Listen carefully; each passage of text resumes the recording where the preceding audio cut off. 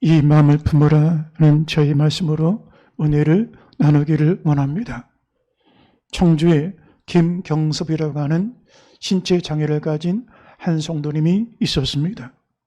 세상에 태어나서 가난한 집안에서 성장하는 중에 있다가 그 아버지가 늘 술에 취하고 도박에 빠져서 가족들을 돌보지 아니하고 집과 논과 밭을 도박 자금으로 팔아넘기고 가족들을 돌보지 않은 중에 셋집에서 건강하게 사는 중에 어머니가 가족들을 부양하기 위하여 삭바느질을 하고 아이들을 키웠습니다.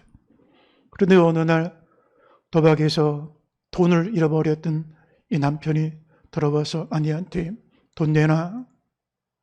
여보, 당신이 집도 논도 밭도 다 팔아서 셋집에 살고 내가 삭바느질하고 하루하루 그렇게 살고 있는데 돈이 어디 있어?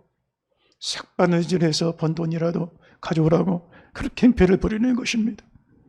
그런데 어머니가 없어요.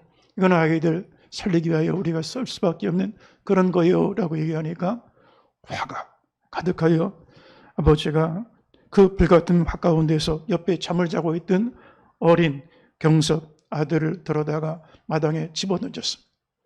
그 바람에 척추가 틀어지고 다리가 부러져서 평생 불구의 몸 장애자가 되고 말았습니다. 이 아이는 자라면서 아버지를 미워하고 원한을 품게 되었습니다. 때로는 칼을 가슴에 품고 다니면서 아버지를 죽여버릴까 하는 살인하는 마음도 품기도 하고 동네 아이들에게 가면 따돌림을 당하고 또한 놀림을 당하는 것이 일반적이었습니다. 자기 신세가 비참해서 이러다가 차라리 포기할까 죽어버릴까 몇 번 마음을 품고 살기도 하였습니다. 그러던 중에 한 번은 목사님의 신방을 받게 되고 교회를 나가게 되었는데 교회 나가면서 성경을 열어보고 기도를 하기 시작하다가 어느 날 문득 성경 말씀 중에 로마서 8장 11절 말씀에 예수를 죽은 자 가운데 살리신 이가 너희 안에 계신 주의 영으로 말미암아 너희 죽을 몸도 다시 일으키시리라 하는 말씀을 듣고 아 그렇구나. 이 비참한 나의 인생도 살리실 주님이 나와 함께 하시는구나. 믿음이 가운데 자리하게 되었습니다. 그리고 믿음이 들어온 다음에 두 가지 변화가 생겼는데 첫 번째는 나도 무엇인가 큰 일을 할 수가 있겠다. 긍정적인 생각, 창조적인 생각, 생산적인 생각이 마음에 들게 되었습니다. 또 한 가지 다른 변화는 내가 아버지 잘못을 용서하고 아버지를 사랑해야 되겠다.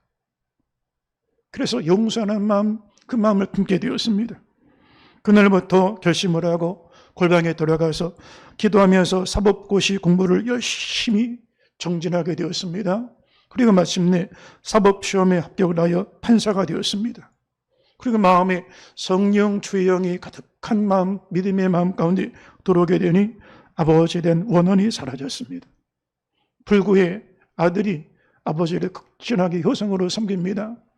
동네 사람들이 그가 판사가 된 것보다도 자기에게 평생 불구를 만든 아버지를 극진하게 효성을 가지고 섬기는 모습을 보고 더 큰 감동을 받았습니다. 주의 영이 들어온 다음에 그 아버지를 용서하는 마음이 갖게 되어져서 오히려 나에게 장애가 하느님 앞에 새로운 나에게 또 다른 기회가 돼서 하느님 뜻이 있어서 이런 모진 아버지를 만났고 그 모진 아버지 만나서 장애가 나에게 들어온 다음에 장애 때문에 나는 더 기도하게 됐고 장애로 인하여 나는 공부하게 됐고 그래서 오늘날 사법시험을 패스하고 판사가 되지 않았나. 그래서 아버지를 용서하는 마음을 갖게 되었다는 것입니다. 만약에 이 김경섭이라는 성도 마음속에 죄를 품고 살았다면 분노와 용서하지 못하는 그런 원한을 품고 살았다면 평생 세상을 저주하고 부모를 저주하고 그렇게 불행하게 비참한 인생을 살았을 것입니다. 그러나 예수 그리스도를 믿고 난 다음에 믿음이 마음에 들어오고 자신의 장애가 새로운 은혜요 새로운 축복이라는 사실을 깨닫고 난 다음에 세상을 원망하고 저주하는 것이 아니라 세상이 나에게 준 축복이고 은총이고 기회고 선물이라는 생각을 가지고 믿음의 모습을 가지고 살아가는 새로운 인생을 살게 되는 것을 볼 수가 있는 것입니다. 똑같은 인생의 고통의 시간들이지만 어떤 이는 고통을 통하여 하나님을 더 가까이 나가고 하나님을 닮아가고, 어떤 사람은 고난을 통하여 하나님을 원망하고 세상을 가까이하며 세상 속에 머물며 살아가는 사람도 만나볼 수가 있는 것입니다. 사람들마다 무엇인가를 품고 살아갑니다. 만약에 미워하는 사람을 마음껏 품고 살아가면 날마다 그 사람 때문에 내 안에 화가 올라옵니다. 분노가 올라옵니다. 원한이 올라옵니다. 그 사람을 24시간 생각합니다.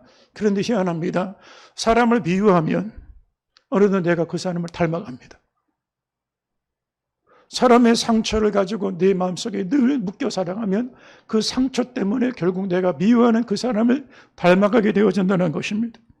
그런데 믿음 안에 예수님을 내 안에 영접하고 주의 성령이 내 안에 거하시면 시간마다 예수님을 묵상하고 예수님을 생각하고 살아가면서 어느덧 나의 마음과 나의 성품과 성정은 예수님을 닮아가는 거룩한 주의 자녀의 삶을 살아가게 되어지는 것입니다. 여러분, 가방의 가치는 가방 그 브랜드 있는 것이 아니라 무엇을 담고 있는가가 가방의 가치를 좌우하는 것입니다. 샤넬, 루이비통, 여러 가지 명품 가방들이 있습니다. 1,000만 원, 2,000만 원짜리 가방. 그러나 그 속에 쓰레기를 담으면 쓰레기 가방입니다. 그러나 10,000원짜리 가방이라 할지라도 그 안에 보석을 담으면 보석 가방이 되어지는 것입니다. 인생의 가치가 인생의 간판, 스펙에 달려있는 게 아닙니다. 간판이 화려하고 스펙이 훌륭하다 할지라도 죄를 품고 살아가면 그는 하나님 보시기 악한 사람이요, 죄악된 사람이요, 값싼 인생을 살게 되어지고, 깨어지기 쉬운 질그릇 같은 우리 마음속에 보배로운 예수님을 내 마음에 품고 살아가면, 은혜와 사랑을 품고 살아가면, 십자가의 사랑과 화해를 품고 살아가면 십자가의 값진 인생을 살아가는 거룩한 성도의 삶을 살아가게 되어지는 것입니다. 이 자리에 있는 저와 여러분은 마음에 무엇을 품고 있습니까? 이 세상은 성공주의 가치가 지배하고 있습니다. 성공을 위하여 모든 것을 올인하고 살아갑니다. 성공 때문에 가족도 포기하고 부부관계도 포기하고 자식도 포기하고 살아가는 사람도 많이 볼 수가 있습니다. 성공한 사람의 마음속에는 성공이라는 야망이 들어가 있지만 가족도 이웃도 내세도 사명도 하느님도 없는 인생을 살아가게 되어지는 것입니다. 세속주의 물결이 거대한 물결처럼 지금 세상 교회 안에 밀려들고 있습니다. 세속주의 신자의 마음속에는 하느님도 좋고 세상도 좋다고 말하지만 사실은 세상의 탐욕이 마음속에 가득한 모습이라고 할 수가 있는 것입니다. 사기꾼은 마음에 거짓을 품고 살아가고, 음란한 사람은 마음에 음행하는 생각을 품고 살아가고, 싸움꾼은 마음에 분노와 살인을 품고 살아갑니다. 그러면 예수 믿는 성도들은 마음에 무엇을 품고 살아갑니까? 너희 안에 이 마음을 품어라. 곧 그리스도 예수의 마음이니. 예수님이 내 안에 사신다고 했던 바울의 고백처럼 예수의 마음, 예수의 성품, 예수의 인격, 예수의 진리, 예수의 복음, 예수의 용서, 예수의 화해를 품고 살아가는 성도들 되시기를 주의 이름으로 축원합니다. 할렐루야. 사람이 그 마음에 무엇을 품고 사는지를 알 수 있는 방법이 하나가 있습니다. 그 사람 마음속을 들여다볼 수 있는 방법이 있습니다. 사람이 마음에 쌓은 선에서 선을 내고 마음에 쌓은 악에서 악을 내는 것입니다. 그래서 그 사람 하는 말을 보면 그 사람 마음이 어떤 마음인가를 알 수가 있는 것입니다. 마음이 가시 같으면 가시돋친 말을 합니다. 마음이 옥토하면 부드러운 말을 하게 되어집니다. 마음이 더럽고 추하면 더러운 말, 세상이 죄악된 말을 합니다. 죄가 가장 더러운 것입니다. 말마다 죄를, 더러운 말을 하고 살아갑니다. 그러나 마음이 청결하여 하나님을 보고 하나님 나라가 마음에 임한 성도들은 거룩한 말, 성결한 말을 하게 되어지는 것입니다. 마태복음 12장 35절 말씀을 보니까 선한 사람은 그 쌓은 선에서 선한 것을 내고 악한 사람은 그 쌓은 악에서 악한 것을 내느니라. 내가 너희에게 이르노니 사람이 무슨 무익한 말을 하든지 심판날에 이에 대하여 신문을 받으리니 내 말로 의롭담 받고 내 말로 정죄함을 받으리라. 무심코 하는 말 같지만 그 말 속에 마음속에 쌓은 그 모든 것이 그대로 말로 표현된다는 것입니다. 만일 마음이 더럽고 부패하면 더러운 말을 할 수밖에 없습니다. 에베소 4장 29절 말씀을 보니까 무릇 더러운 말은 너 입 밖에도 내지 말고 오직 덕을 세우는 데 소용되는 대로 선한 말을 하여 듣는 자들에게 은혜를 끼치게 하라고 말씀하고 있습니다. 여러분 식당에 가서 음식을 먹는데 더러운 것을 만진 채로 음식을 먹으면 더럽다고 말할 거예요. 그런데 예수님은 더러운 손으로 사람의 입으로 들어가는 것이 사람을 더럽게 하는 것이 아니라 사람 입에서 나오는 것, 그것이 사람을 더럽게 한다. 말이 죄악이 일어나여 더러운 말을 하게 되어진다라고 말씀하고 있는 것입니다. 마태복음 15장 18절 이하의 말씀을 보니까 입에서 나오는 것들은 마음에서 나오나니 이것이야말로 사람을 더럽게 하느니라. 마음에서 나오는 것은 악한 생각과 살인과 간음과 음란과 도둑질과 거짓 증언과 비방이니 이런 것들이 사람을 더럽게 하는 것이요 씻지 않은 손으로 먹는 것은 사람을 더럽게 하지 못하느니라. 더러운 손이 입으로 들어갈 때 우리를 더럽게 만드는 게 아니라 우리 마음속이 더러울 때 그 말에서 입에서 나오는 것이 우리를 더럽게 한다라고 예수님께서는 말씀해 주셨습니다. 여러분 마음에 죄를 품으면 죄를 말하게 되고 마음에 예수를 품으면 우리의 말 가운데 하나님 나라의 새로운 방언, 사랑과 축복과 위로와 회복인 말의 권세가 회복되어지는 것을 볼 수가 있는 것입니다. 오늘 본문 말씀을 보면 사도 바울은 빌립보 교회 성도들에게 이 마음을 품으라라고 말씀하고 있습니다. 예수 그리스도의 마음을 품으라는 것입니다. 그러면 예수 그리스도의 마음은 어떤 마음을 얘기하는 것일까? 빌립보서 2장 6절로 7절 말씀을 같이 한번 보겠습니다. 그는 근본 하나님의 본체시나 하나님과 동등됨을 취할 것으로 여기지 아니하시고 오히려 자기를 비워 종의 형체를 가지사 사람들과 같이 되셨고라고 말씀하고 있습니다. 예수 그리스도의 마음은 자기를 비워라고 말씀하고 있습니다. 여러분, 예수님은 하나님과 근본 본체 동등되신 분이십니다. 동등한 영광, 동등한 지위, 동등한 자리, 동등한 영광을 입으실 분이십니다. 그러나 이 모든 것을 다 내려놓으시고 스스로 자기를 비워 종의 형체가 되셨다라고 말씀하고 있습니다. 세상은 더 많이 치우려고 애를 씁니다. 더 많은 것을 가지려고 애를 씁니다. 더 높아지려고 애를 씁니다. 그런데 하나님의 은혜는 그렇지 않습니다. 치움이 먼저가 아닙니다. 비움이 먼저라고 성경은 말씀하고 있습니다. 은혜를 받지 못하는 이유는 자신을 비우지 않기 때문인 것입니다. 여러분 똑같은 설교인데 어떤 성도는 은혜를 받고 어떤 성도는 은혜를 못 받습니다. 똑같은 교회를 다니는데 교회 다니면서 변화의 새 사람 되고 성령을 받고 하나님 나라의 신자의 권세 회복하며 살아갑니다. 그런데 어떤 성도는 아무리 교회를 다녀도 변화가 없습니다. 왜 그럴까? 은혜는 자기를 비우는 자들에게 임하게 되어지는 것입니다. 그릇이 비워져야 새 것을 채울 수가 있습니다. 그런데 옛 것이 가득하고 세상 것이 가득하고 육체의 것, 정욕의 것, 세상의 것, 썩어질 것이 가득한데 거룩한 성령이 임할 수가 없게 되는 것을 볼 수가 있는 것입니다. 여러분, 그림은 비워야 그림이 되어집니다. 여백이 없는 그림은, 비움이 없는 그림은 그림의 가치가 없습니다. 음악도 명곡들은 그 악보마다 쉼표가 있습니다. 여백이 없는 음악은 음악이 아닙니다. 그건 소음에 불과한 것입니다. 성령 충만이 무엇입니까? 마음의 그릇을 비운 자들에게 새롭게 부어주시는 것입니다. 그런데 세상의 야망과 꿈과 욕망으로 가득합니다. 더 높아지려고 하고 더 가지려고 하고. 여러분, 있는 사람이 더하다는 말 하지 않습니까? 더 많이 가지려고 합니다. 더 많이 붙잡으려고 합니다. 내려놓지를 못합니다.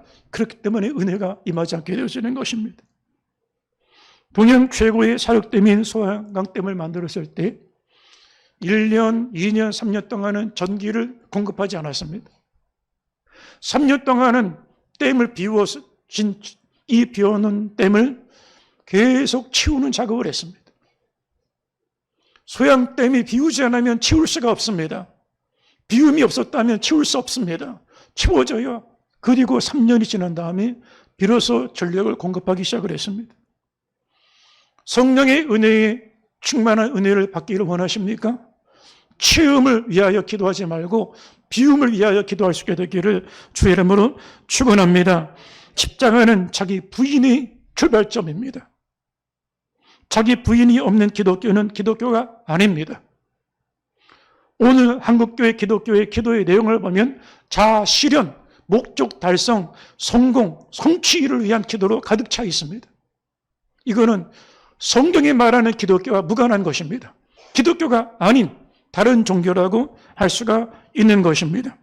비움이, 자기 비움이 없는 기독교는 십자가와 무관한 기독교입니다.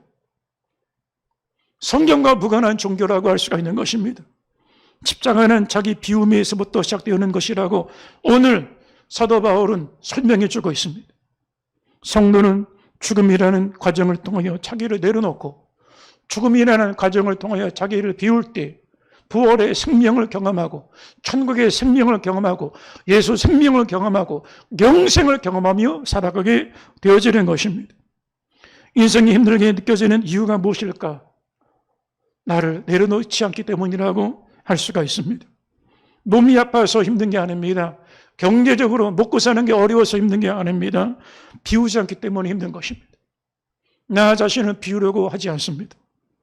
오히려 많은 것을 내려놓지 않으려고 하고 더 많은 것을 채우려고 그렇게 생각하며 살아갑니다. 여러분, 세상은 있던 자리에서 내려오기를 원치 않습니다. 국회의원 3번 하면 한 번 더 당선하려고 하고 대통령 한 번 하면 한 번 더 하려고 합니다. 여러분, 세상의 모습이 다 그렇습니다. 그런데 하나님의 나라는 정반대입니다.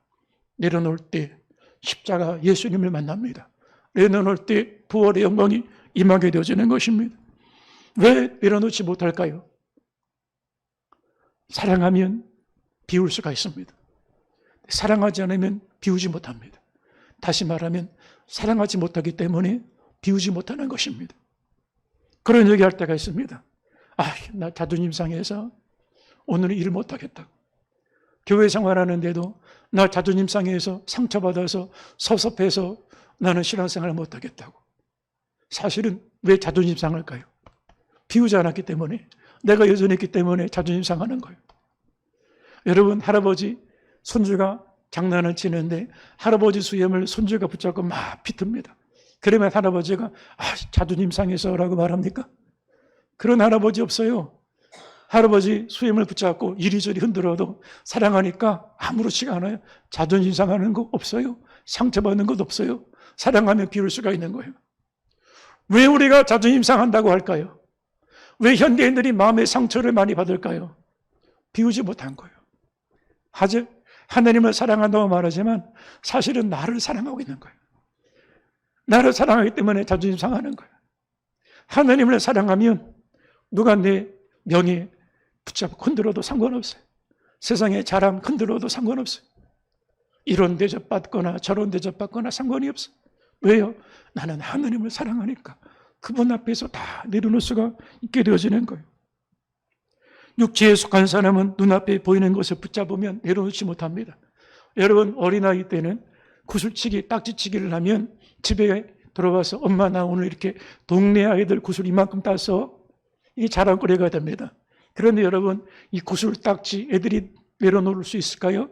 못 내려놓습니다. 그런데 얘가 결혼해서 어른이 됐는데 40대가 되고 50대가 되는데 구슬 딱지 붙잡고 있다면 누가 그런 사람이 있겠어요?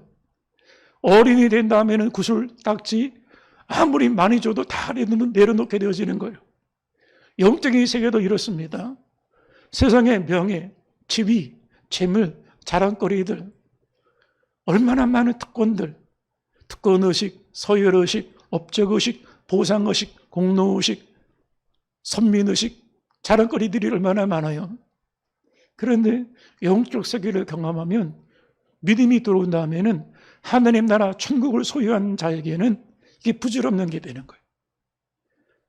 구술이라고 하는 명예, 딱지라고 하는 자랑거리들 다 내려놓게 되는 거예요. 그래서 사도 바울이 로마 시민권, 랍비 중에 랍비, 바리새인 중에 바리새인, 다소에서 유혹을 받아서 당대 최고의 지식인 중에 지식인, 엘리트 중에 엘리트, 그런데 영적 세계를 경험하니까 호련의 빛 가운데 예수님 만난 다음에 천국을 소유한 자가 되니까 이 땅의 것은 다 사라지고 썩어지고 없어질 것을 알게 되니까 이 땅의 구슬딱지들 다 내려놓는 거예요. 누가 그것을 자랑거리를 삼을 때 사도 바울은 배설물 분토라고 그랬어요. 내려놓음의 저자, 이 서울대학을 졸업을 하고 하버드 대학의 박사학위를 받고 교수의 길을 갈 수 있는 미래가 알려졌던 그런 이용규 선교사님이 있습니다. 하버드 대학을 나와서 교수직을 보장을 받았어요. 미래가 다 일러져 있습니다.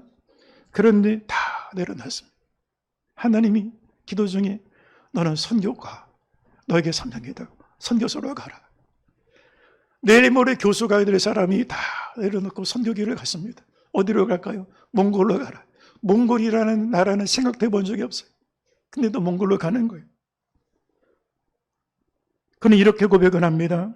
내려놓음은 단순한 포기가 아니라, 여러분 사랑하는 사람 앞에 내려놓는 것은 포기가 아닙니다. 그거는 기쁨입니다. 기꺼이 내려놓을 수 있는 거예요. 최고의 자기를 극복하는 길이다 그랬어요. 결국 내려놓지 못했다는 말은 거꾸로 말하면 자기를 극복하지 못했다라고 말할 수가 있다는 거예요. 한 번은 2살짜리 아들을 데리고 마트를 갔는데 아이가 좋아하는 장난감을 이렇게 꼭 붙잡고 얼마나 좋아하는지. 그런데 계산대를 계산하고 나가야 되잖아요. 그래서 마트 점원이 계산대에 내려놓으세요라고 말했더니 얘가 이걸 붙잡고 얼마나 통곡을 하는지 빼앗아가는 줄 알고, 그래가지고 결국은 이걸 내려놓지 못하니까 얘를 들어서 계산대에 올려놓고 그리고 계산을 했다는 거예요. 그걸 보면서 이용규 선교사가 생각하기를, 그렇구나. 하나님이 내게 선물을 주실 때도 계산대에서 계산을 하려면 내려놔야 하나님이 선물을 주시는데, 십자가에 내려놔야 부활의 영광을 주시는데 내려놓지 못하고 울고 있는 그 아들의 모습이 자기같이 보였다는 거예요. 사랑하는 성도 여러분, 축복을 받기 원하십니까?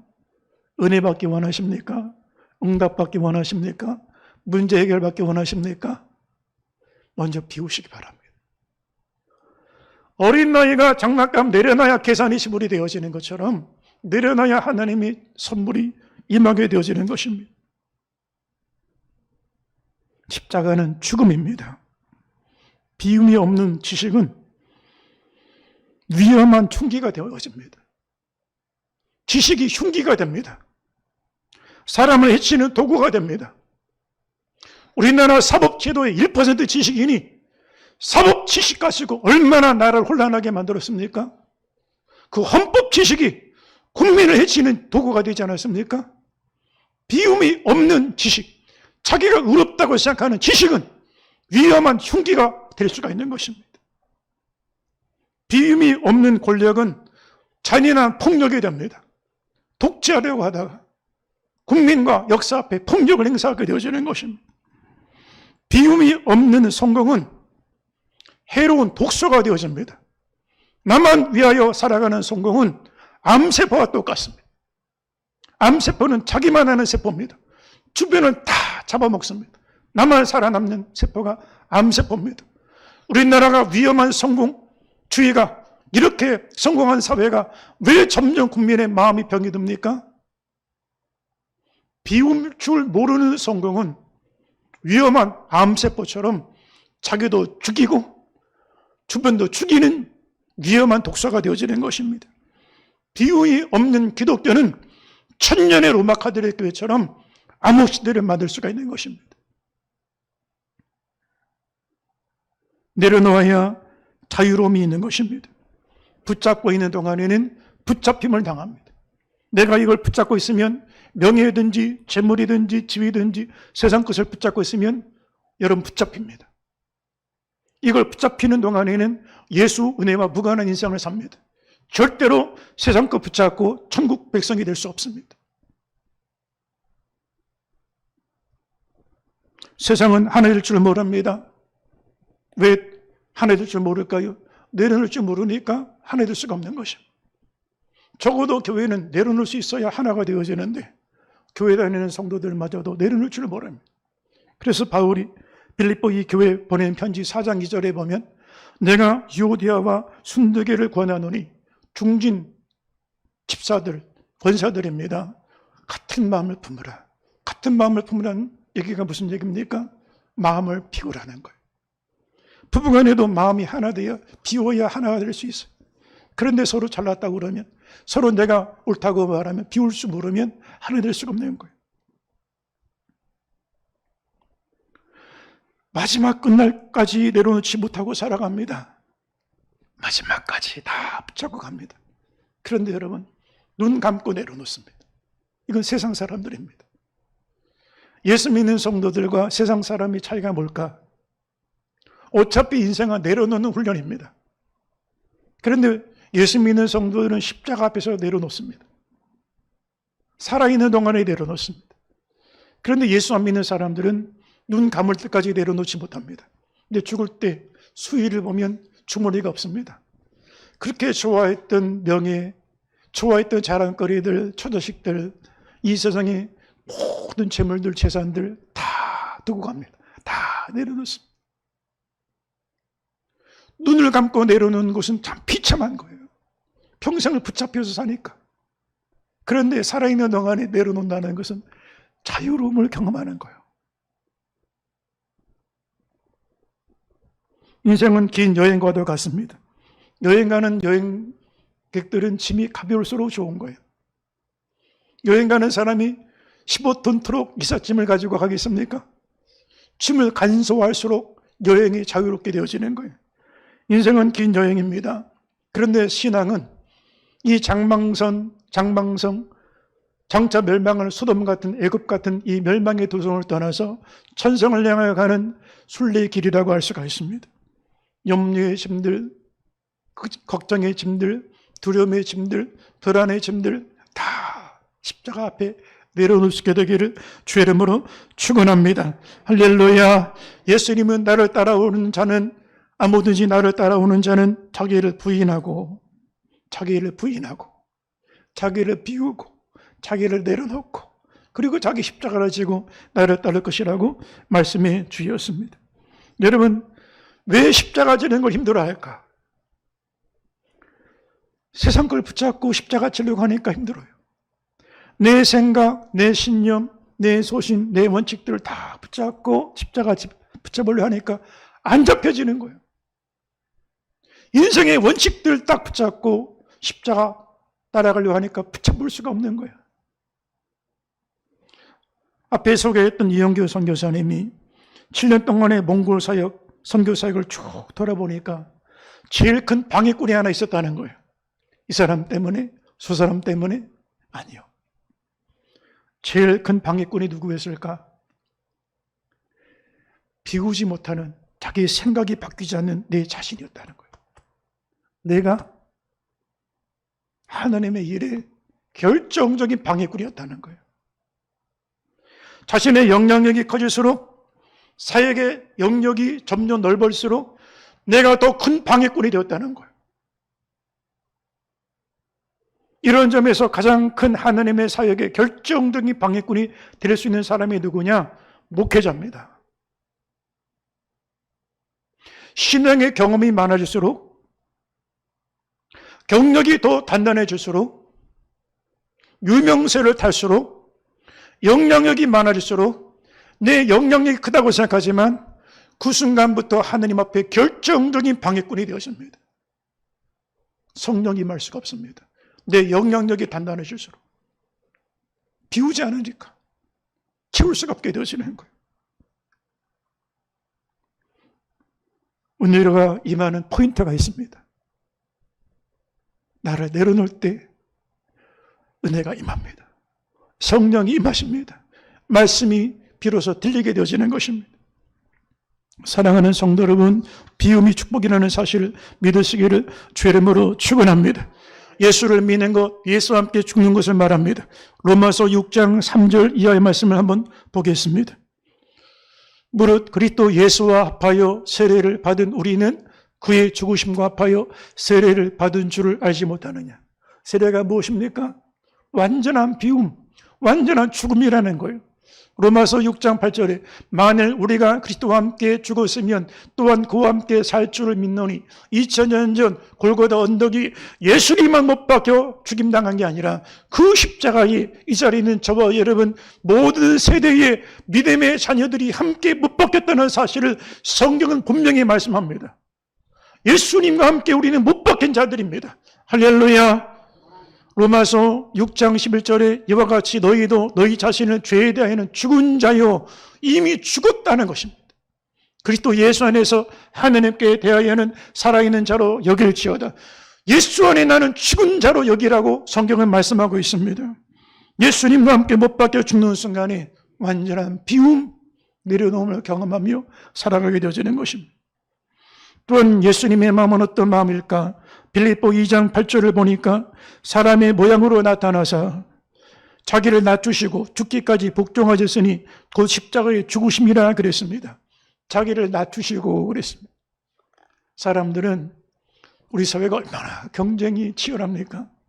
더 살아남아야 되고 더 높아져야 되고 더 윗자리에 가야 되고 더 상석에 가야 되고 더 올라가려고 합니다.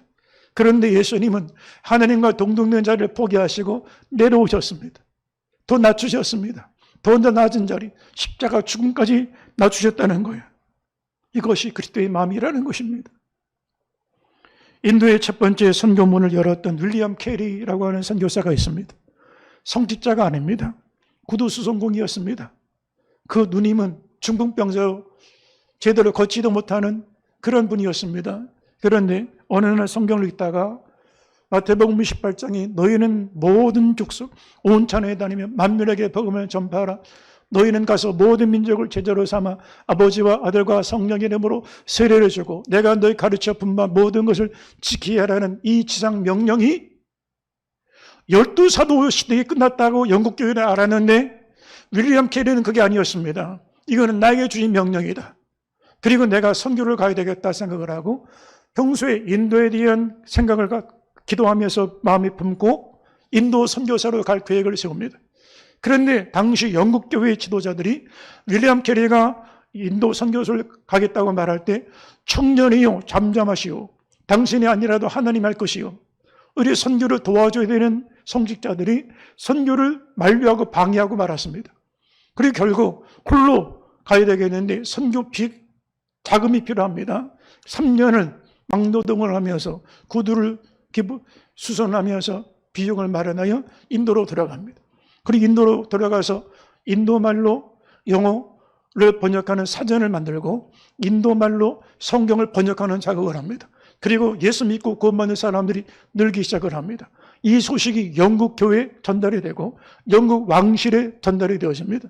그래서 영국 왕실에서 귀족들과 함께 윌리엄 캐리를 정식으로 초대하여 환영하는 만찬 자리를 열어주게 되었습니다. 왕족들과 귀족들이 있는 그 자리에 윌리엄 캐리를 바라봤던 한 귀족이 망신을 줄 생각을 가지고 공개석상에서 이렇게 비아냥거리며 말했습니다. 캐리 씨, 당신은 선교사로 떠나기 전에 구두를 수선했던 사람이었다고 들었는데 맞나요? 지금 이거 비웃고 있는 것입니다. 그런데 자존심이 상하거나 상처받는 게 아니라 윌리엄 캐리는 반갑게 이렇게 말했습니다. 공작께서 저에게 구두 수선공이라 말씀해 주셨는데 저는 명품 구두를 수선한 게 아니라 가난한 빈민들의 떨어진 가죽신을 기울은 구두 수선공이었습니다. 윌리엄 캐리는 자기 명성을 높이려고 인생을 산 사람이 아닙니다. 자기 업적을 세상에 드러나기 위하여 산 사람이 아니었습니다. 예수님의 이름과 영광을 위하여 자신을 낮추는 종된 구두수선공으로서 인도 선교의 첫걸음을 뗐던 선교사였습니다. 세상은 이렇게 말합니다. 나를 뭘로 보고 이렇게 푸대접을 하나? 교회에서 내가 이런 사람인데 어깨 힘주고 세상의 계급장 그대로 가지고 와서 신앙생활을 하려고 하는 경우들을 볼 때가 있습니다. 여러분, 그렇지 않습니다. 대접받고 싶은 마음, 박수받고 인정받고 싶은 마음, 사람들이 나를 알아주고 싶어하는 그 마음 다 부질없는 것입니다. 언제까지 세상이 우리를 기억하겠습니까? 하느님 나라에서 주님이 우리를 기억하시는 거룩한 성도가 되어야 되지 않겠습니까? 그리스도의 마음은 자신을 낮추는 마음입니다. 자기를 낮추는 사람들이 모이면 거기가 천국입니다. 가정도 가족 구성원들이 서로 낮추면, 남편은 아내 앞에서 자신을 낮추고 아내는 남편 앞에 자신을 낮추면 거기가 가정 천국이 되어집니다. 교회도 성도들이 서로 자신을 낮출 수 있으면 이렇게 저렇게 주장하는 사람, 큰 소리 내는 사람들이 없이 다 자신을 낮추는 사람들이 있으면 거기가 교회 천국이 이루어지게 되어지는 것입니다. 직장도 마찬가지입니다. 서로 누가 위에 있는지 경쟁하고 비교하고 다투고 그렇게 싸운다면 거기는 생지옥 같은 직장일 것입니다. 그러나 직장에서 서로 자기를 낮추고 상대방을 귀하게 높여준다면 거기는 일할 맛이 나고 보람이 있고 행복한 일터가 될 수가 있을 것입니다. 사랑하는 성령님께 성도 여러분, 우리 안에 그리스도의 마음을 품는 복된 믿음의 성도들 되시기를 주의 이름으로 축원합니다. 우리 함께 동성으로 기도하겠습니다.